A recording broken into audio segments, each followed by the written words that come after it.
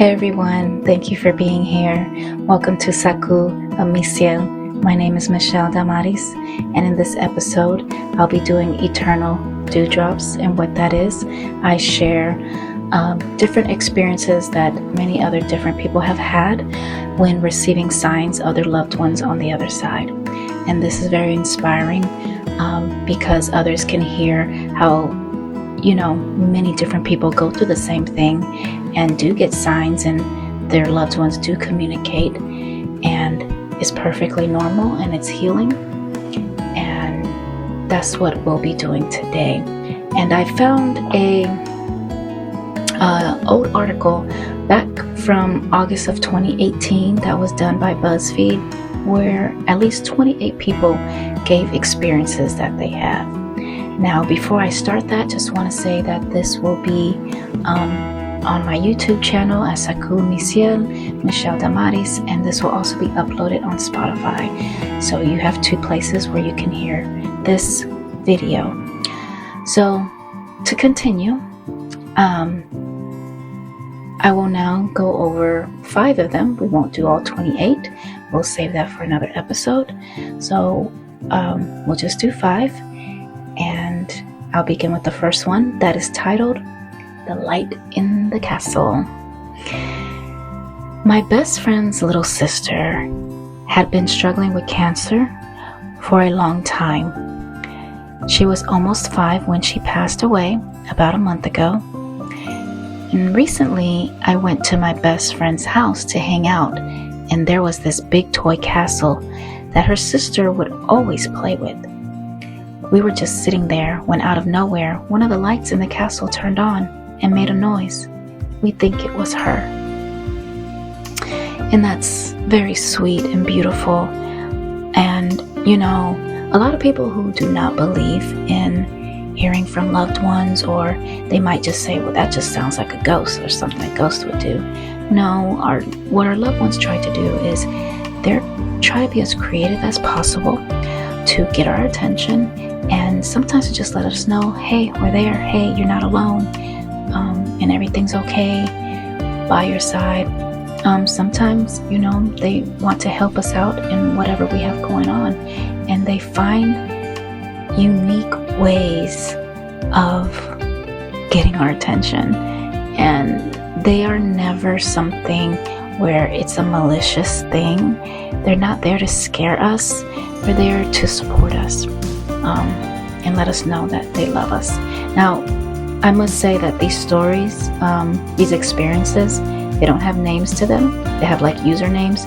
So I won't be disclosing any names or anything like that. And even if they did have names, I wouldn't disclose personal information. So yeah, that was very beautiful that the sister came and visited, and they can use any electronic, they can use any battery operated thing, because it's all energy. So it's very beautiful when they come and visit us. The next experience is called Grandma's Chanel number 5. And it reads, a couple of weeks ago, I had a vivid dream that I was having lunch with my late grandfather. Before we departed, he handed me a box of Chanel number 5 perfume and told me to make sure to give it to my grandma for her birthday. When I woke up, I told my mom about the dream. She asked me if I knew that my grandma's birthday was that week and that was her favorite perfume. I didn't. Apparently, my grandpa always gave it to her on her birthday, and I had no idea. That's very special. What this person experienced, and it's very romantic of the grandfather, right? To go through his granddaughter and give her this dream, this experience with him, and say, hey, hand this to her. And it's such an honor because, by now she would have given her that, right? Because this article was done in 2018. But, it's an honor that the loved one chose her to bring this gift to the grandma and amaze the grandma, and the grandma can feel loved and feel that her husband reached out to her. Her husband found a creative way, which was through a dream, to communicate that he wants to still give her that perfume for her birthday and still be a part of that and make his presence known. So I really love that. That's just so wonderful. Okay, so the next one that we have here, it is called The Necklace. And it reads, "My best friend was killed in a car accident our senior year of high school, and I truly believed he saved my life from beyond the grave. 6 months after he died, I was in a car crash eerily similar to the one that killed him. I could have easily been killed, but I somehow walked away without a scratch, even though my car was destroyed. Turned out his necklace had been hanging from my rearview mirror, only for me to find it after my accident." That's very special. Those who don't believe, once again, would probably say something like, well, that was God, or that was an angel that did that. Or, some might even say, oh, that's scary, his ghost was trying to kill you. And that is not the case. Again, our loved ones are allowed to be there in any need that we have, that they're capable of being in. And her best friend communicated that way, or his best friend. I'm not sure if this is a female or a male. It does not specify who it came from, but it's still very special to know that your best friend was looking out for you and made sure that your life was okay. And that's a special thing when they're there to protect us too. Now, the next one, it has a little funny title, but I'm sure it's great. So, it is called "Bird Poop is a Mood Lifter." I like it already. Now, the experience reads, "Growing up, whenever I was pouting, my granddad would say, 'You better suck that lip in before a big black bird comes along and goes poo-poo.' Well, he passed away when I was in college. I was walking across campus a week later, mad about something stupid, and a bird legitimately pooped on my lip. Now every time I see a black bird, I know he's laughing and telling me to cheer up. And yes, he is, because our loved ones are playful. It's not all, serious, and not that there isn't moments that we shouldn't be serious and honor our loved one in their memory, moment of silence. However, at the end of the day, they're having a good time.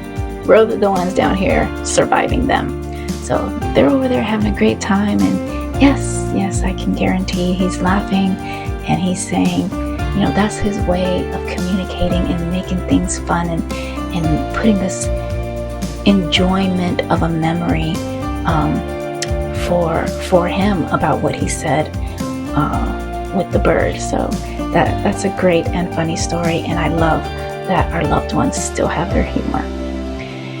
And now for the last story here. It's called The Woman at the Door. My mother died when I was 5.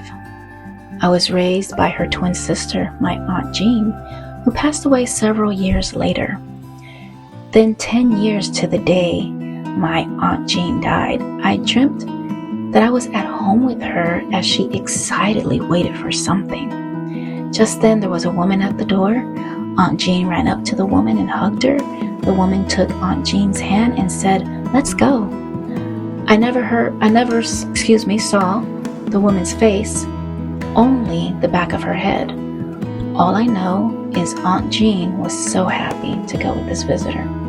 Later on, it dawned on me that visitor was her twin sister, my mother.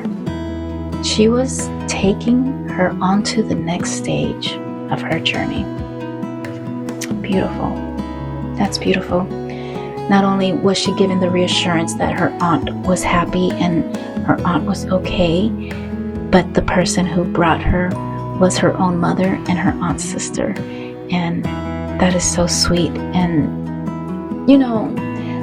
time doesn't exist on the other side. So for us, we hear 10 years and it's like, wow, that's a long time they waited to give that confirmation.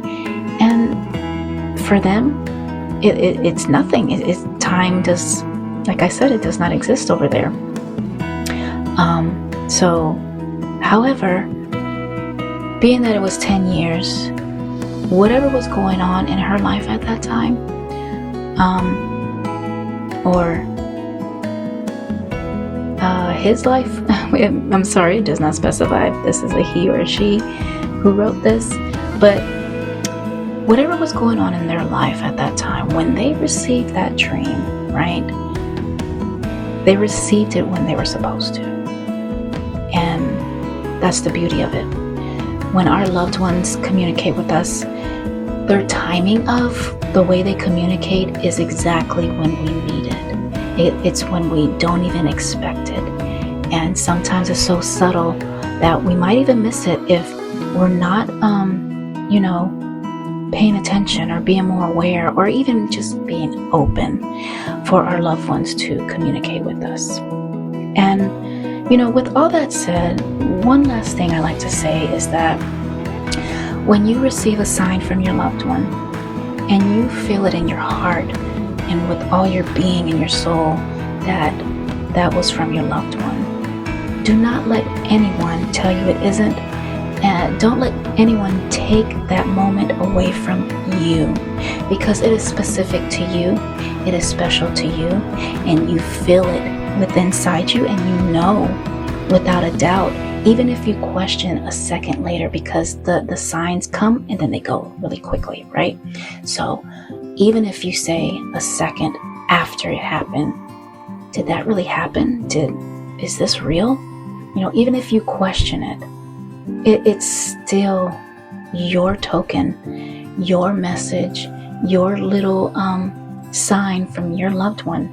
And keep that here and hold on to that and love your loved one. Remember them, honor them, because they'll always be there whenever you need them. You can even ask for a sign. When they'll give it to you, that's the unknown part, because as I said before, when they give us a sign, they do it in such a way, in such a perfect, orchestrated, creative way, on the right time, when it is time for you to have it. Because if it is not that way, then you won't pick up on it. They know when you'll pick up on it. They know when you'll feel it. And even if you're not too sure, your soul knows. So they will deliver whatever you ask for in due time, in the right time, so that you know without a doubt that they answered you.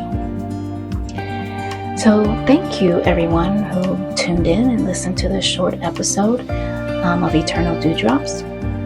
Like I said, I'm on YouTube. You can find me there. I have other activities that I do there, other types of things to interact for mindful moments. So you could check me out over there.